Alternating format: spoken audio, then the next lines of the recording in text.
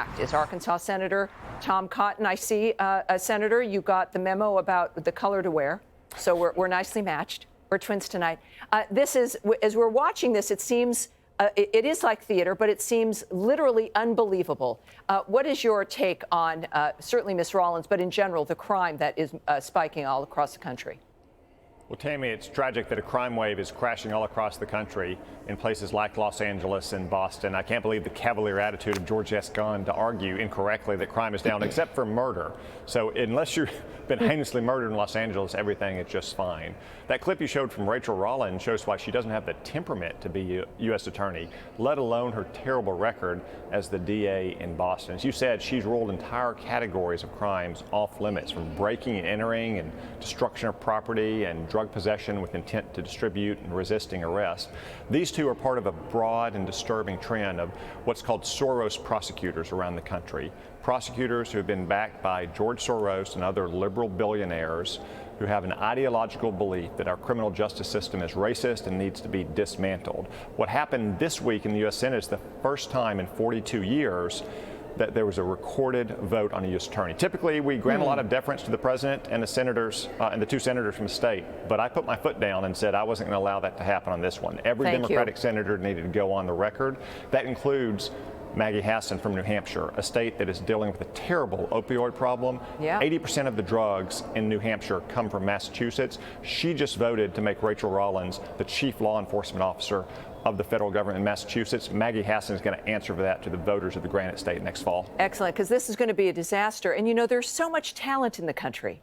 To deliberately choose someone who is so unsuited for such an important position is remarkable. And there is this commitment, you know, all it does with the Soros approach, the far left, and wanting chaos, it seems to me that they have believed, they felt, that this would aid them in either growing government or getting elected. You think that's possible, that this is actually, because everything they do seems to be attached to the politics of it, that this is now backfiring? Are they seeing that?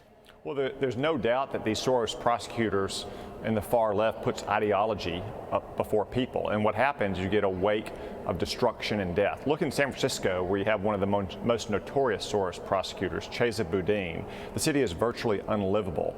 The looting is now so well organized that the gangs are breaking into the Home Depot first to steal all the hammers and the crowbars, and then they go to the jewelry store and the electronics store to break in using the hammers and the crowbars. Oh, gosh. And he dismisses it. He dismisses it as low-level theft and shoplifting. That's why even in liberal San Francisco, Nancy Pelosi's hometown, Chesa Boudin is going to face a recall election next year, and I bet he gets recalled by people who are fed up with this soft-on-crime approach. Gascon in Los Angeles is facing that as well. It's imperative that people in these communities at least take action to try to take this back and to make, you know, people make mistakes. People get lied to by politicians, but no one wants this. There is no community. You can be a totally deep blue Democrat. You don't want people in L.A. now. They're doing the follow home robberies where they watch you shop and then they follow you home and then you go in there.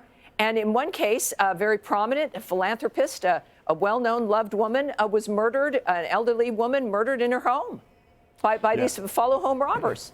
Murder and robbery and rape and theft, they don't have a partisan affiliation. No. They affect everyone equal. So in all these cities, if they have recall opportunities, they need to recall their prosecutors. If any of them are elevated to the federal government, I can assure you that it will pull out all the stops to stop their nominations from going forward. Excellent. Well, thank you, sir, and thank you for all your work, and Merry Christmas.